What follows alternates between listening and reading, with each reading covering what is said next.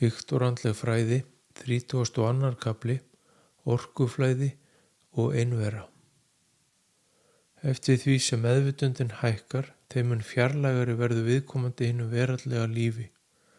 Almenn dægumál, stjórnmálumræða og fréttaflutningur verða innantóm því hinn vaknaði sér og skynjar blekkingarnar sem þessu fylgir.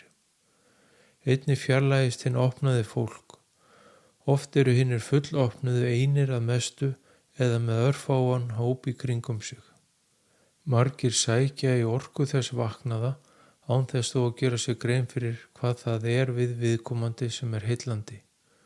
Fara þar gætilega og mikilvægt er að læra að láta ekki aðra draga úr sér alla orku en sumir eru þannig að þeir draga til sín miklu orku frá hinum opnaða. Það lærist fljótt að vera á varðbergi fyrir slíku og best er að draga sig í hlé þegar að slíkt gerist. Orkan og orkuflæði líkamans eru nú allt annað en áður fyrir andlega vakningu og oft á tíðum flæðir mikil orka í gegnum líkamann á stuttum tíma. Mikilvægt er að hlusta á líkamann og þegar þreytan kallar þá er gott að hvílast og jafna sig. Þetta er ástæða þess að margir þeir sem starfa við að miðla orku sinni starfa í stutta stund á hverjum degi. Með því að hlusta á líkamann sinn þá helst orkuflæðið í jafnvægi og hægt er að miðla orkunni án þess þó að ofgera sér. Þeir sem eru tilbúnir og eru að vakna og komast í tengingu við þann opnaða geta oft á tíðum verið aðgangsharðir og spyrja hinn opnaða í sífellu og sækja mikið í orku hans. Allt þarf að vera í góðu jafnvægi og huga þarf vel að líkamannum og líkamlegri heilsu.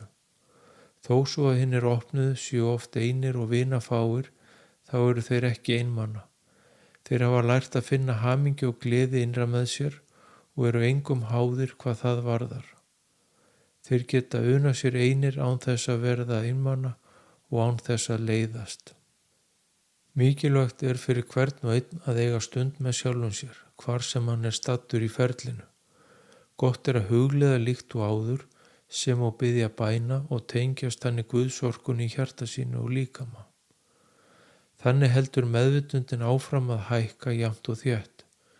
Þörfin fyrir einveru eykst eftir að opnun hefur verið náð því þannig endurnærist líkaminn sem og orkan. Þó svo að hinn opnaði fyllist löngun til að hjálpa öðrum og láta gott af sér leiða, þá finnur hann einnig fyrir löngun að vera einn með sjálfum sér. Segja má að þetta sé þversögn en er í raun eðlilegt þar sem andleg störf eru afar orkukrefjandi og því er nauðsynlegt að hvílast vel á milli og endurnærast fyrir ný verkefni. Eins og áður sagði þá unir hinn opnaði sér vel hvort sem er í leik eða starfi, hvort sem hann er innan margt fólk eða einn með sjálfum sér.